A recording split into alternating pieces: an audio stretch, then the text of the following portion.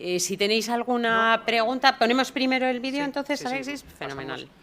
A continuación, el padre Wycliffe Oguiye, lo he pronunciado. Vamos a proyectar un vídeo de lo que realiza la Fundación Malaikat en Turkana, en Kenia, y luego va a hablar más concretamente sobre las actividades que llevan a cabo en esa actividad que también demanda y necesita el cuidado del agua y la gestión sostenible de la misma.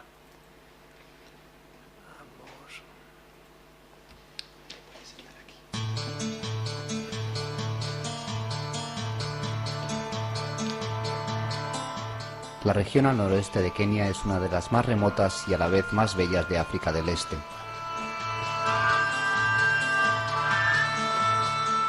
Turkana es un territorio semiárido de 77.000 kilómetros cuadrados, fronterizos con Etiopía, Sudán y Uganda. Sus habitantes son principalmente pastores nómadas y viven casi exclusivamente de sus rebaños de cabras, camellos, burros y vacas.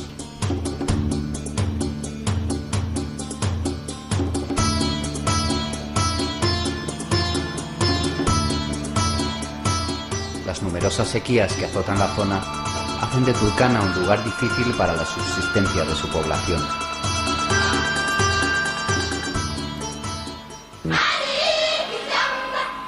El abastecimiento de agua potable para mucha gente supone un trabajo penoso que realizan las mujeres, excavando en los lechos arenosos de los ríos secos hasta encontrarla, a veces a más de 5 metros de profundidad. Estos pozos tienen el peligro de derrumbarse cuando aumentan de profundidad al avanzar la sequía y se llenan de arena cuando eventualmente vuelven las lluvias.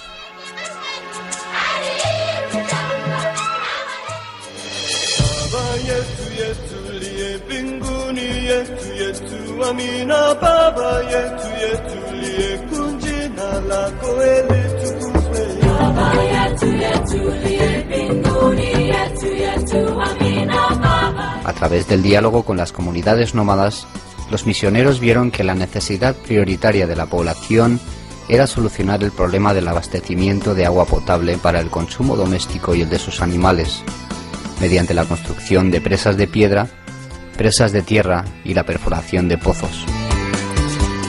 La identificación de los lugares adecuados para la construcción de cada infraestructura se realiza conjuntamente entre los consejos de ancianos de cada poblado y los misioneros. En dichas reuniones, los ancianos participan en el diseño y planificación de las mismas, se establece la contribución local y posteriormente se forman comités de agua que velarán por el mantenimiento y buen uso de las infraestructuras.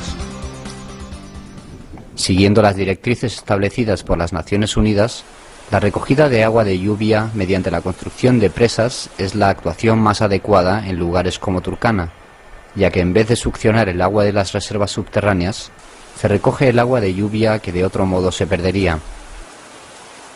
En las zonas montañosas hay muchas cerradas rocosas que son propicias para la construcción de presas de piedra, al proporcionar la base necesaria para apoyar los cimientos de los muros de contención que bloquean el cauce de los ríos secos, almacenando así grandes cantidades de agua.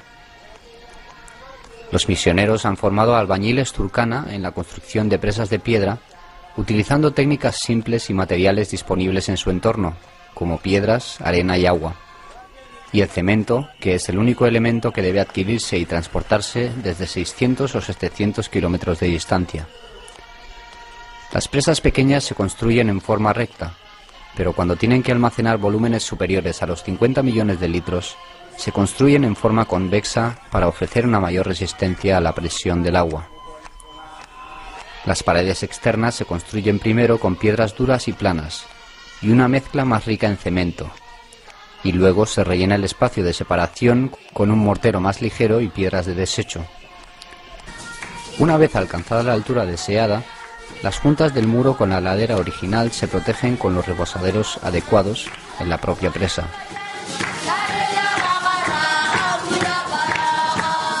Además de los albañiles especialistas, en cada zona es imprescindible la participación de docenas de nómadas a los que el proyecto ofrece únicamente la compensación de su alimento diario mientras duran las obras.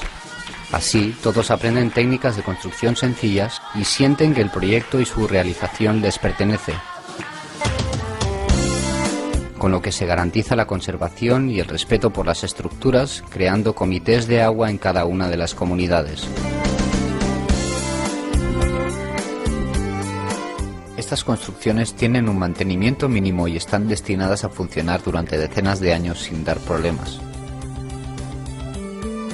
No es casualidad que todavía hoy en España existan 81 presas construidas en tiempos de los romanos que están en plena utilización.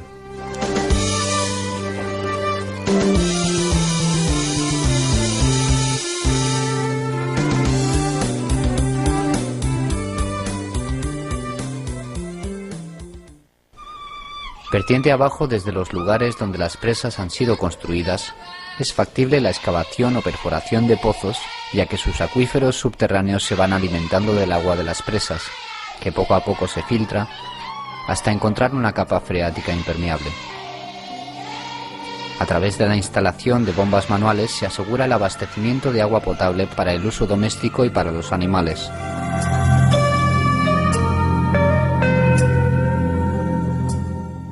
Las bombas de agua accionadas por molinos de viento resultan muy útiles para la población. Al bombear cantidades importantes pueden abastecer al consumo doméstico, animal y promover la agricultura.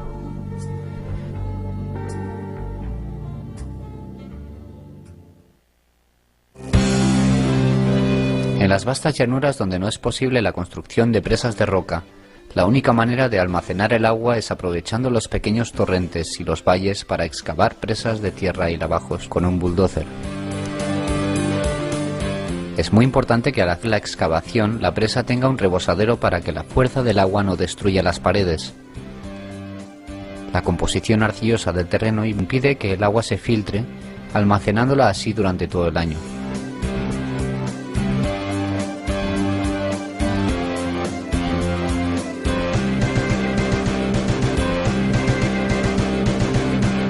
Hasta enero de 2008, el esfuerzo continuado de la Comunidad Misionera de San Pablo Apóstol ha conseguido la construcción de 73 presas de roca, 83 embalses de tierra y más de 70 pozos. En zonas semidesérticas como Turkana, el agua seguirá siendo un factor decisivo para la salud, la ganadería, la agricultura y el desarrollo futuro de los pueblos.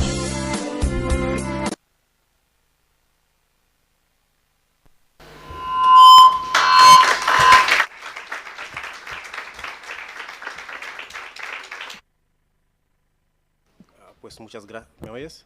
No. Vale. Pues muchas gracias a todos vosotros. Mi nombre es Wycliffe y soy sacerdote misionero trabajando en Kenia, en una zona de Turkana, como habéis visto en el vídeo. Y lo básico, lo que hacemos haciendo allí, aparte del trabajo de evangelización, es también el trabajo de desarrollo, porque lugares como Turkana, aparte de la parte espíritu, también hay que alimentar, ¿no? La parte física de la gente. Y lo que nos hemos dado cuenta es que todo el desarrollo que hacemos allí empieza con el agua. Todo lo que hacemos, que sea la parte de salud o las guarderías o todo lo que llevamos a cabo, todo depende del agua. Y por eso estamos dando una importancia muy grande a todo el tema de agua. Y como ha dicho Amelia en principio, que la necesidad de agua aumenta cada día según la población. Y en Turkana también, que hace 10 años la población era muy baja y ahora ha aumentado. Y eso significa que también en todos los poblados que trabajamos, la necesidad de agua también aumenta. Y los poblados también están creciendo y aumentando, así que hay una gran necesidad del agua. Y yo voy a explicar un poco los elementos que afectan todo el tema de agua en lugares como Turkana, porque como he dicho que todo gira en torno a lo del agua. Por ejemplo, la escasez de agua. Si no hay agua, pues hay mucha gente que está tocada. Por ejemplo, como habéis visto en el vídeo, para conseguir agua en Turkana, mucha gente no tiene agua potable. No abren grifos y salen agua. Pues las mujeres son las que tienen que andar a veces casi 10 kilómetros para conseguir 20 litros de agua en un cubo.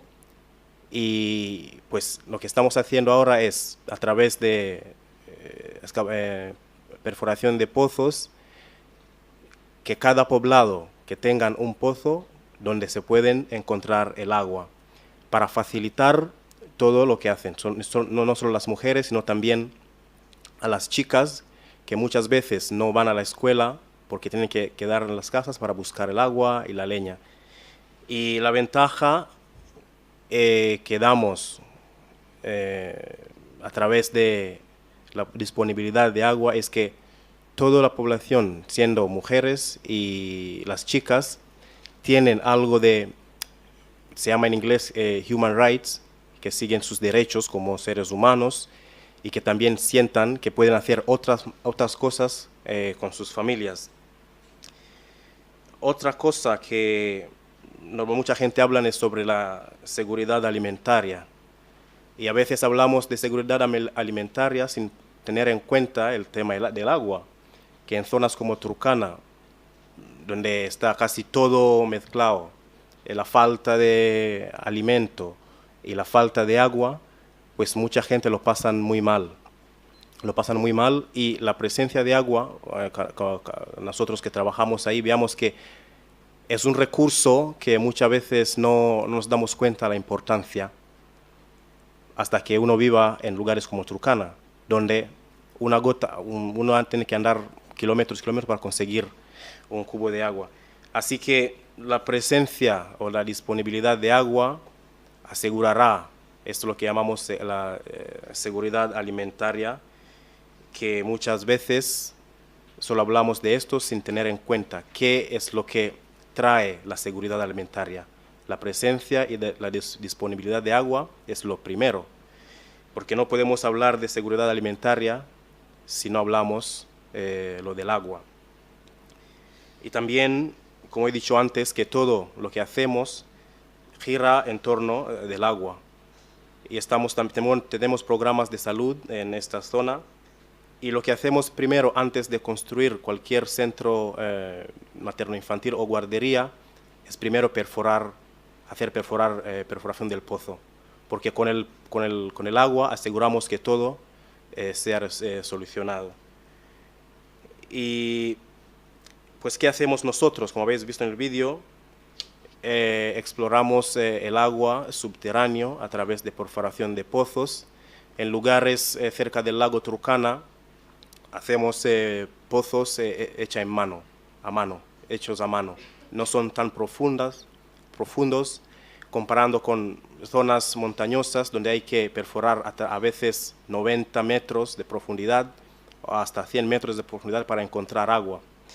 Y a veces no estamos asegurados que el agua que estamos perforando va a ser agua, a veces se sale agua salada o alcalina. Y otra manera que hacemos es a través de construcción de presas de roca, como habéis visto en el vídeo, en lugares montañosas, y también presas de tierra o embalses que hace a través de los bulldozer. Las presas almacenan el agua por una temporada. Tener en cuenta que Turkana llueve muy poco, 2 veces al año, si todo va bien, si no hay una época de sequía. Normalmente es abril, como ahora es una época de lluvia, y octubre o noviembre. Y pues lo que hacemos es aprovechar el agua de la lluvia, almacenarla en estas presas, que a veces, si hay una sequía, por ejemplo el año pasado que hubo una sequía muy grande y casi todas las presas se secaron. Pero si nada pasa, pues el agua se queda hasta las próximas lluvias, que se alimenta también estas presas. Pues nosotros los misioneros, y a través de la fundación que tenemos aquí, Fundación Emalaikat, creemos que con el agua todo se soluciona, porque lo estoy viviendo ahí en práctica y veo que este recurso que se llama agua, a veces en países donde hay mucha agua y abrimos grifos y sale el agua, no nos damos cuenta muchas veces la importancia de este recurso. Pero lugares como Turkana, donde se ve que para conseguir 20 litros de agua hay que andar kilómetros, la gente les dan mucha importancia a este recurso. Pues a mí solo para terminar, os pido que invertimos en este recurso del agua, porque a veces nosotros intentamos buscar fondos aquí en España para poder hacer lo que habéis visto, para perforar los pozos o hacer excavaciones de presas de agua, pero a veces es muy difícil convencer a la gente de que eso es lo que necesita el mundo, la humanidad, porque sin agua la humanidad no existiría. Y pues os pido que ponemos todas nuestras fuerzas en desarrollar recursos acuíferos, en invertir en el tema de agua, y que con el agua pues todo se soluciona. Y para nosotros misioneros tenemos un dicho de que a través del agua también se evangeliza en lugares como Turkana, donde la gente tiene muchas necesidades y el principio de necesidad es el agua. Pues muchas gracias. Ahí termino.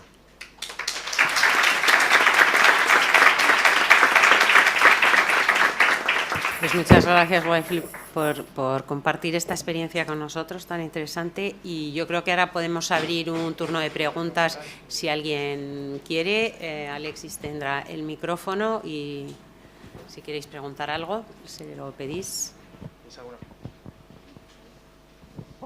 Sí, buenos días.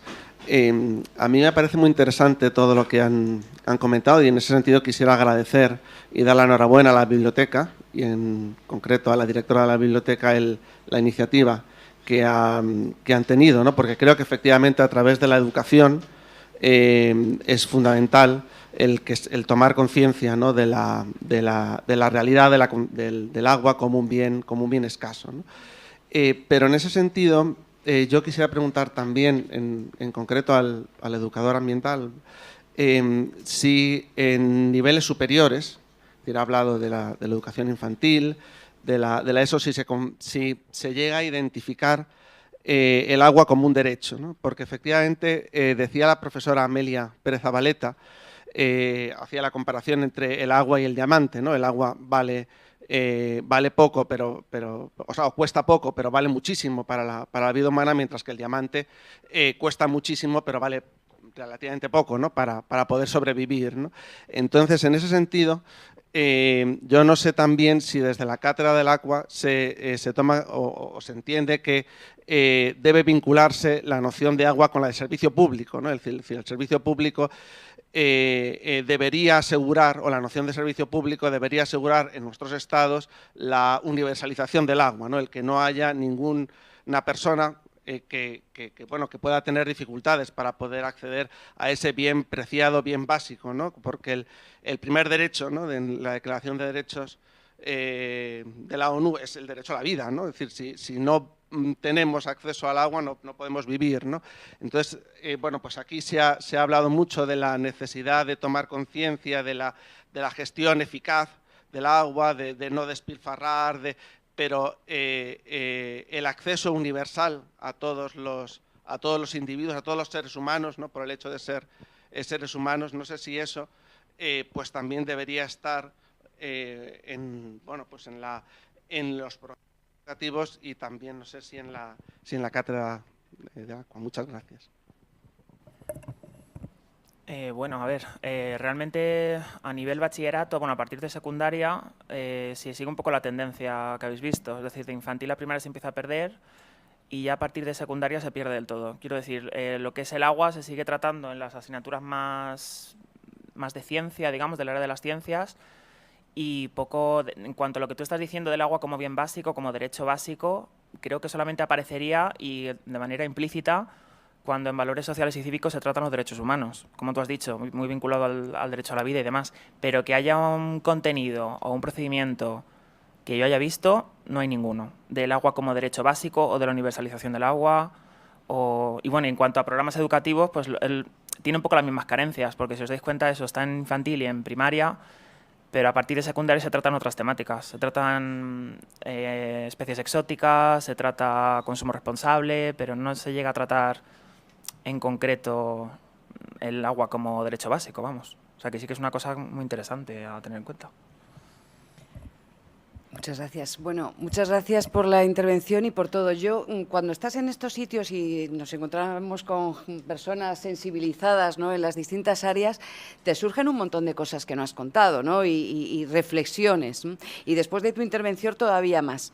Recuerdo, y lo digo para que nos hagamos una idea, lo que pasa es que no tengo el dato exactamente, que hubo un estudio en el que se planteaba quiénes son las personas que están más sensibilizadas por grupo de edad, por sexo, etcétera, con el tema del agua yo creo que en general. Y el resultado era curioso. Se queda uno perplejo porque va a los colegios y en todos los colegios, bueno, yo con los niños pequeños va uno a los colegios y se encuentra inundado con cuida el agua, todo el ciclo del agua, todas las cosas relacionadas con el agua y dice, caray, qué bien se saben todo esto y tal. Bueno, pues el estudio sorprendentemente sacaba un hecho que sorprendía un poco. ¿Quiénes son las personas que están más sensibilizadas? ¿Los niños? No. ¿Los jóvenes? No. Los adultos, depende. ¿Qué adultos? Pues las amas de casa a partir de 40 años, entre 40 y 50. Y uno dice, es curioso, ¿no? Cuando tú piensas que la sensibilización es mayor, donde se está introduciendo pues una serie de enseñanzas, no es así. ¿Qué pasa en ciclos superiores? Como ha dicho Héctor, pues que uno se olvida. ¿Y qué pasa en la universidad? Pues que se ha olvidado del todo. Nosotros hemos intentado introducir, pues dentro de las enseñanzas universitarias y concretamente en economía, cuando se han cambiado los planes de estudio, etcétera, enseñanzas ligadas con el tema de agua, economía del agua y tal. Te encuentras que hay una resistencia activa, no voy a decir pasiva, de los compañeros que te dicen que ese tipo de cosas, que para qué las van a aprender, que tienen que aprender otra serie de materias que están más relacionadas con las enseñanzas tradicionales. Y la lucha es grande. Ahora mismo introduces, pues, en todo lo relacionado con trabajo fin de grado o trabajo fin de máster, bueno, pues ya sí tenemos pues, la posibilidad de llegar pues, a ese público. De hecho, la cátedra lo que está haciendo desde el primer momento es, por ejemplo, ofrecer una serie de premios a trabajos fin de grado, fin de máster y tesis doctorales relacionados con el agua. Sorprendentemente, la cantidad de trabajos que va llegando y aumentando de año en año es enorme. Dices, bueno, ¿qué es lo que se estudia? O sea, se está llevando en la universidad, pero en esas áreas, y no solamente en temas relacionados con economía, sino otras disciplinas. Yo creo que ese es el camino, ir introduciéndose. Ahora ya, cuando están empezando las nuevas generaciones y nuevos profesores que ya que se han quitado esa mentalidad, ¿verdad? Como decía Sara, dice, yo cuando estudié es que no había nada que estuviera relacionado con el agua, ¿no? Ahora pues los nuevos profesores ya están concienciados y están empezando a meter pues determinadas disciplinas. Entonces yo confío en que en el futuro pues todas estas cosas van a cambiar. Me vais a permitir, al hilo de la intervención, que dé una nota, porque después de la intervención del padre, pues me he acordado de un hecho. Yo invitaría a todos a que vierais la prensa de hace 2 días, si buscáis en Internet, no la prensa, si buscáis en Internet y os fijáis en un tema en Ciudad del Cabo, que es la segunda ciudad más poblada de África, 4 millones de habitantes. Hace 2 meses estaban esperando el día 0, no había lluvias y se iban a quedar sin suministro de agua. Este tema, bueno, pues parece que se ha ido solventando un poquito, porque solamente por la participación ciudadana. ¿Por qué? Porque se ha concienciado a la sociedad que pensaba que como el agua en las presas y todo pues llegaba sin ningún tipo de problema, pues el consumo era impresionante. ¿Qué ha pasado? Que cuando ha habido una etapa de sequía enorme y las presas iban bajando hasta niveles pues del límite, se ha hecho un llamamiento feroz a la población para decir, oye, o reducís el consumo hasta niveles mínimos o va a haber un día en que no vamos a tener agua, pero no va a haber un día, es que decían de un mes, dentro de un mes no hay agua. Es más, se propuso el que se usaran vajilla de plástico, etcétera. ¿Por qué? Por no fregar y por no lavar, o sea, lo cual es totalmente sorprendente. Decir, bueno, vamos a usar vajillas de platos de plástico y todos esos elementos porque nos quedamos sin agua, con todas las consecuencias negativas que ello tiene. salía en la prensa, bueno, hemos superado esta primera etapa, pero hay que seguir concienciando. O sea, hay que darnos cuenta de que aunque el agua llegue y estemos en el grifo y no nos demos... Tienes que luchar contra la adversidad, contra tu familia, contra tus hijos que están con el grifo abierto y tú le estás diciendo, no, es que sale el agua, es que no hay ningún problema. Es preocupante. Yo quería hacerte una pregunta a ti, padre, porque entiendo que en el área turcana la población es mayoritariamente nómada. Sin embargo, en el crecimiento de esos poblados sí que parece que está eso de alguna manera cambiando. En fin, mi pregunta fundamental es cómo se relacionan vuestras actividades de agua en una población mayoritariamente nómada, porque los pozos están quietos al lado. Y las presas, pues no sé, yo entiendo que los nómadas se van moviendo en territorios grandes, ¿no? Bueno, eso es lo que quería que me explicaras, por favor. Muy bien, muchas gracias por la pregunta. Primero, tradicionalmente los turcanas son nómadas, pero hoy en día están cambiando. Hay sedentarios, y los que van con los animales o el ganado son normalmente los jóvenes, los chavales, y en los poblados quedan las mujeres con algunos ancianos. También las presas que hacemos, no estamos haciéndolas cerca de los pueblos por el tema de mosquitos, y nos dan, por ejemplo, ha visto el vídeo, dicen que los ancianos participan en localizar, ¿no?, o identificar el lugar donde hacer la presa. Y hemos hecho, por ejemplo, presas de tierra en lugares donde pasan con sus animales mientras buscan el pastor. Así que las presas de tierra mayormente están situadas en lugares donde los pastores van si pasan con sus animales buscando el pastor.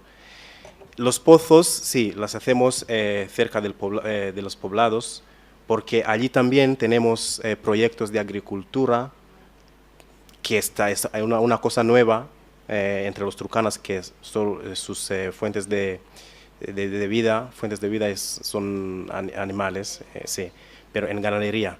Pero hoy en día están cambiando y abrazando poco a poco agricultura, que no es fácil, pero han visto que con la disponibilidad de agua, que es suficiente para su consumo, y lo que queda pues lo canaliza hacia agricultura. Tienen pocas huertas al lado de sus casas y en los poblados. Es lo que estamos haciendo. Pues las presas las hacemos en lugares donde pasan los pastores con sus animales, y los pozos cerca de los pueblos. Sí.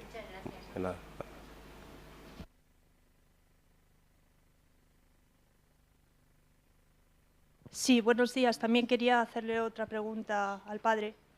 Si la actividad que realiza su misión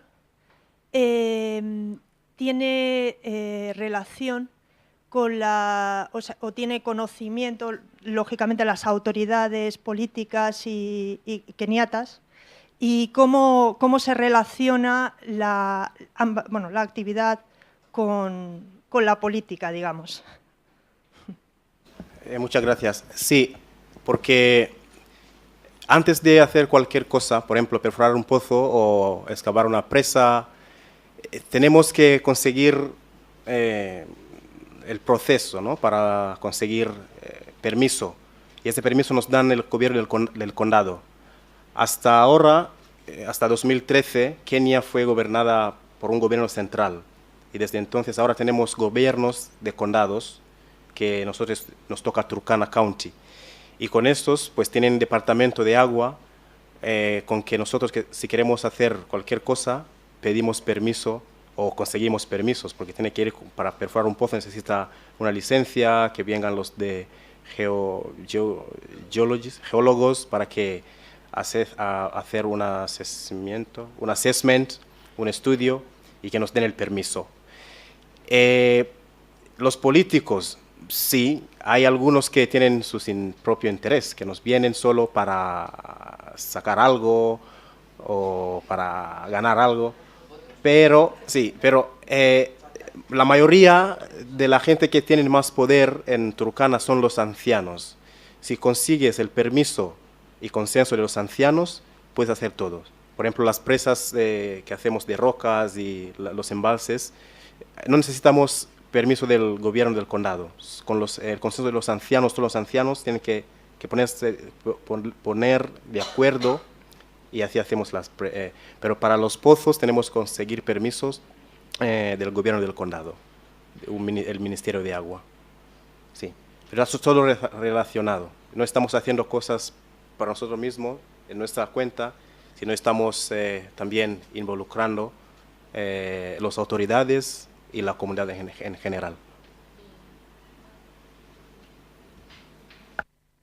Muchas gracias. Yo quería, en primer lugar, empezar a felicitaros a todos por lo interesante que ha sido esta mesa redonda y solamente quería hacer un comentario al hilo de los resultados de la investigación que ha comentado Amelia, de cuáles son las personas más interesadas en el tema del consumo responsable del agua, y me ha parecido muy interesante y muy esperanzador que la población más interesada en esto sean mujeres mayores de 40 años y amas de casa, porque pienso que para el consumo responsable del agua los hábitos se adquieren en familia. Si uno aprende en casa a cerrar el grifo cuando se lava los dientes, a fregar de una manera determinada, a ducharse sin estar media hora debajo del agua, etcétera, etcétera, entonces interioriza la responsabilidad en el consumo del agua, más que en un programa educativo de infantil o de primaria o en cualquier otra etapa educativa. Y pienso que quizá es a esas mujeres a las que había que dirigir los programas educativos para darles elementos y para darles información, porque ellas van a transmitirlo de una manera mucho más vital en sus familias, y esos niños son los mismos que luego van a estar en el centro educativo. Y si en el centro educativo tienen en el programa educativo esos currículum donde se va trabajando estos temas, van a enganchar mucho más en su vida y en su forma en sus actitudes, que si solamente es una materia más del currículum, pero no se está viviendo en las casas. Nada más, era eso. Bueno, muchas... Yo quería preguntarte a ella, a Sara. Muy interesante tu presentación. Si no crees que el problema del agua, que has dicho, por ejemplo, cultivar productos locales y no dar agua a quien tiene agua, que los problemas ahora en general son globales y el del agua mucho más. Y claro, no sé hasta qué punto es verdad a nivel individual y se puede hacer ciertas políticas y tal, pero solucionar el problema del agua, ¿no crees que tiene que ser de alguna manera una solución global? Porque el comercio internacional pide lo que pide. Y no sé, ¿qué opinas al respecto? Sí. A ver, que no se trata de no dar agua, se trata de ser un poco más conscientes también de, según los recursos que nosotros tenemos, que podemos aportar y que podemos exportar, y que no podemos exportar tanto si no queremos tener que importar en otro momento, que es lo que está pasando en general con la deslocalización de la alimentación en general también, y cosas a lo mejor que aquí podríamos cultivar y se están trayendo de 14.000 kilómetros, incluso la misma temporada. Eso ya no solo es un coste de agua, es un coste de petróleo, que es otro de los grandes retos del futuro. ¿Qué pasa cuando suba el precio del petróleo? ¿Cómo vamos a sostener un sistema agroalimentario que se está abasteciendo de todo el mundo? Cuando hay cosas que aquí, por clima y territorio, se pueden tener y se puede abastecer. Yo complementaría el tema de la seguridad alimentaria con otro concepto, que es el de la soberanía alimentaria, que también es muy importante, porque tanto nos afecta a nosotros como a todos esos territorios de donde extraemos, ya sea agua, ya sea comida, ya sea litio, ya sea lo que sea. Y hablando un poco de cambiar la cultura del agua, ¿no? de gestionar mejor la demanda, pero también ser conscientes de la oferta, ¿no? De qué tenemos aquí. Lo que no se puede es producir y producir y producir en una economía de escala que parece más una industria que una agricultura, para luego acabar tirando, para no acabar cosechando porque no interesan los precios, para acabar tirando en un camión en la frontera, para que se pudra en Mercamadrid. Entonces, ahí es donde tenemos que usar un poco más la lógica, es decir, producir lo que haga falta. No producir cuanto más mejor, porque el precio cada vez va a ser peor, para buscar luego ya otros mercados, sea donde sea, porque no somos capaces ni de colocarlo, ¿no? Entonces, cuidar un poco más el agua y el consumo de agua de la agricultura y la ganadería y no producir para acabar tirando a la basura, ¿no?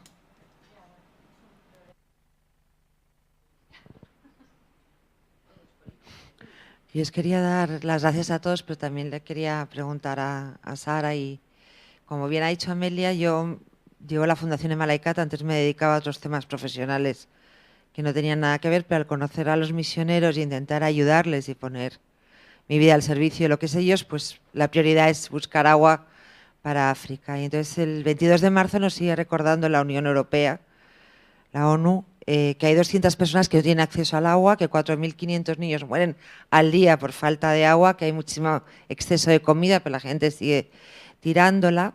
Entonces, bueno, yo he aprendido mucho de ellos y de cómo podemos, pero lo que tú has planteado, Sara, de la agricultura en España, porque muchas veces intento comparar y cuando voy a África o vienen ellos, digo, bueno, también yo recuerdo una España que era muy pobre, en Almería, que se han hecho cultivos. Ellos, por ejemplo, tienen un proyecto desde hace tiempo porque fuimos a Israel y conseguimos traer a técnicos. Tenemos un proyecto que se llama Surcos en el Desierto, que están aprendiendo, ya son la 14 generación que aprenden de agricultura, con lo cual está produciendo muchos cambios, pero también al decirlo tú, como lo has explicado, porque yo tengo, por temas familiares, una explotación de olivos en Antequera, que muchas veces no tenemos esa información tan valiosa que tú nos has dado o que las universidades dais sobre un mal uso incluso de los recursos, o sea que a lo mejor yo ahora todo lo que he explicado de los olivos, nosotros en el campo que tenemos 800 hectáreas, lo tenemos, pero no sé si a lo mejor es malo lo que estamos haciendo. Entonces, yo lo que te preguntaba es si eso tan valioso que tú nos has aportado, ¿cómo lo divulgáis? Porque creo que lo que es muy importante en todos estos temas es la divulgación de las cosas. Igual que él es fenomenal al principio y nos quedamos luego al final que no, que a nosotros nos vendrían muy bien. ¿Cómo lo divulgáis vosotros? No sé desde dónde trabajas tú, porque es súper interesante. Y a mí me encantaría ayudaros a dar difusión a todo eso por el bien de la humanidad, porque yo siempre pienso, Turkana, donde nosotros estamos, a mí me han explicado que antes era la cuna del elefante y se llama así, Nairocótome, y eso se ha desertizado. Pero lo mismo puede ocurrir en España y en el mundo civilizado. Entonces, el día que nos comamos y nos pase como a ellos, que no tengas agua para vivir, se acaba la humanidad, pero se acaba la humanidad porque tú las has matado. Entonces, ¿cómo lo divulgáis y cómo podemos ayudarte también a ti a eso, a divulgarlo, ¿no? Desde... Pues mira, por concienciación. yo, o sea, precisamente cuando terminé el máster, hice la tesis y tenía tanta información en la cabeza y yo no quería que se quedara en un cajón. Y una amiga, que ya tenía una asociación, ella vivía en esa época en México y me dijo, ¿por qué no hacemos un curso? Con toda esa información que tú tienes, vamos a hacer un curso. Y además, como tú estás aquí y yo allí, ¿por qué no lo movemos a nivel internacional, ¿no? Online? Y además estaba muy bien porque se podía apuntar gente de toda Latinoamérica. Bueno, el único requisito es pues, que el curso era en castellano, entonces... Y además así hacíamos como una pequeña red de gente que hay, desde gente que tiene su proyecto de finca y quiere que sea productivo pero de una forma sostenible, hasta maestros, hasta profesores de universidad. Entonces era una red muy interesante que luego cada uno llevaba esa información también a su comunidad. Y además, gracias a eso, contactamos, por ejemplo, con una profesora de la Universidad de Salamanca. Ella es etnobotánica, pero ella trabaja para farmacia, agronomía y ambientales. Y estaba muy frustrada porque decía que todo esto no llegaba. Y ella en su clase lo intentaba y no llegaba. Ambientales sí, porque ya era gente como con otra mentalidad, un poco más sensible a temas... Pero en agronomía y en farmacia no llegaba, ¿no? Y entonces ella hizo el curso, aposta para luego difundirlo en la universidad.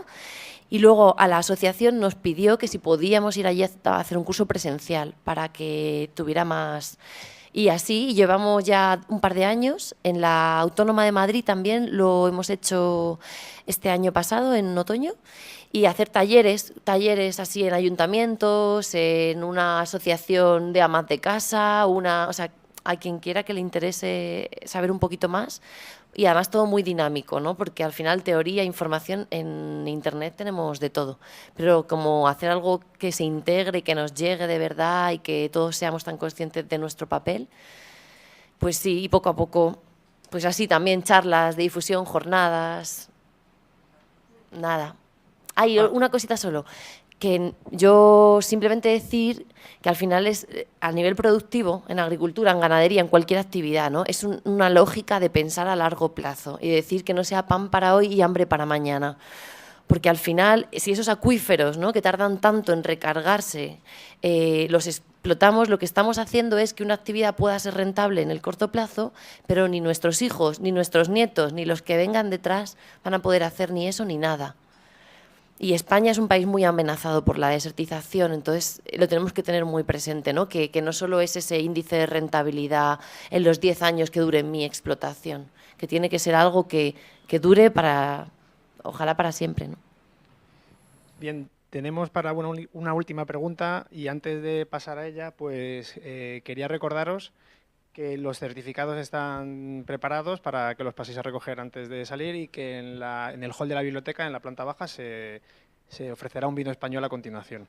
Bueno, yo quería aprovechar, antes de pasar la última pregunta, hacer la penúltima, y era preguntarle a Sara, a Wycliffe y a Amelia también, los costos, por ejemplo, que muchas veces eso no nos llega, de transformar a lo mejor una hectárea de regadío que sea por aspersión a goteo, por ejemplo, ¿qué costo tiene eso? O lo mismo pasaría con un kilómetro de canalización, ¿no?, subterránea de agua, cambiar toda la canalización para que no se pierda ese agua que se conduce por la conducción, o la excavación de un pozo en superficie en Kenia, ¿no? No un pozo de 100 metros, sino un pozo normal. ¿Qué recursos se necesitan? ¿Qué precio hay que pagar para conseguirlo?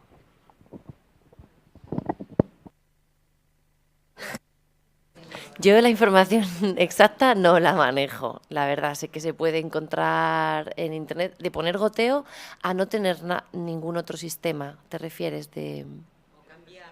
O cambiar de aspersión a goteo, por ejemplo. Pues no los tengo. Pero como en todo también lo que veo es que cuanto más se cuidan las cosas, más duran, ¿no? Entonces, por ejemplo, con el tema del goteo, pues no es lo mismo tener un plástico que le está dando el sol que a los 2 años lo tienes que sustituir, y ya no solo es que sea barato, porque muy caro no es, sino el residuo plástico que queda y lo que ha costado hacerlo. Y sin embargo, si tenemos algún tipo de cobertura vegetal que tape ese plástico, te puede durar a lo mejor 5 o 6 años, ¿no? Entonces, como que esa es la mentalidad de alargarlo todo en el tiempo.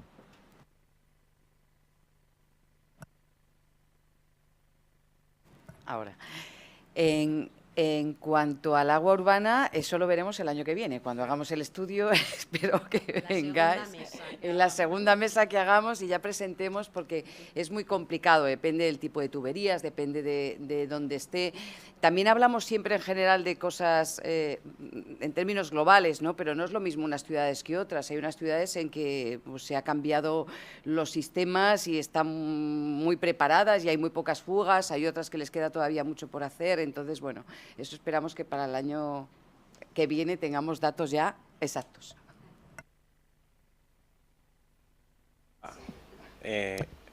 Para una perforación de un pozo, para que tenga todo puesto y bombeo de mano, eso cuesta 15.000 euros. Y luego para una presa de tierra, eso cuesta entre 20 y 25.000 euros. Y luego presas de roca, que son más caras, eso cuesta hasta 40.000, porque hay que conseguir cemento, arena y mucho trabajo por mucho tiempo. Pues eso, las cifras, presas de tierra, porque se usa bulldozer, 25.000 euros, que son 2.5, no sé cómo se dice en español, 2.5 million Kenya shillings. Y luego pozos son 15.000 euros, esas son las cifras, sí. En faros también depende. Por ejemplo, como ha dicho Sara, eso depende de estas tuberías, pero para conseguir lo que hacemos normalmente son 100 metros por 50, una huertita, les llamamos family plots. Eso cuesta entre 10.000 a 12.000 euros para tener todo, por ejemplo, todas las tuberías y todo el tanque y todas las conexiones. Sí.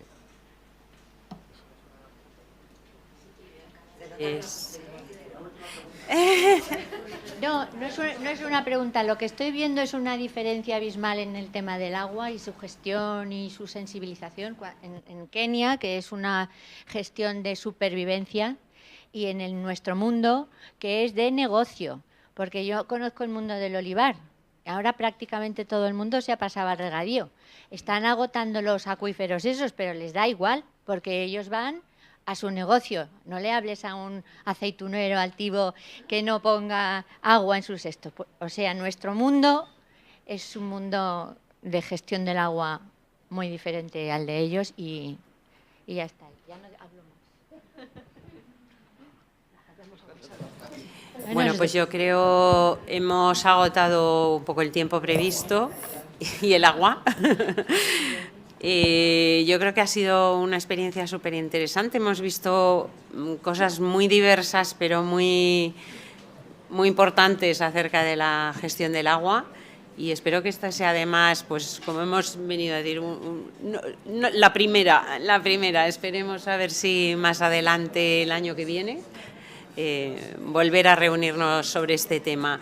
Quiero dar las gracias, sobre todo, me habéis dado mucho las gracias a la biblioteca, a la directora. Yo solo he puesto la cara hoy aquí, pero quien ha hecho todo ha sido el Grupo de Biblioteca Sostenible, y quiero dar muchas gracias, sobre todo, en este caso, a Alexis, que lo ha movido mucho, pero a todas las personas que participan en el grupo. Inmaculada, Pilar, a Pedro. Sí, bueno, todos los que participan en ello y bueno, pues nada, y a vosotros por haber asistido hoy.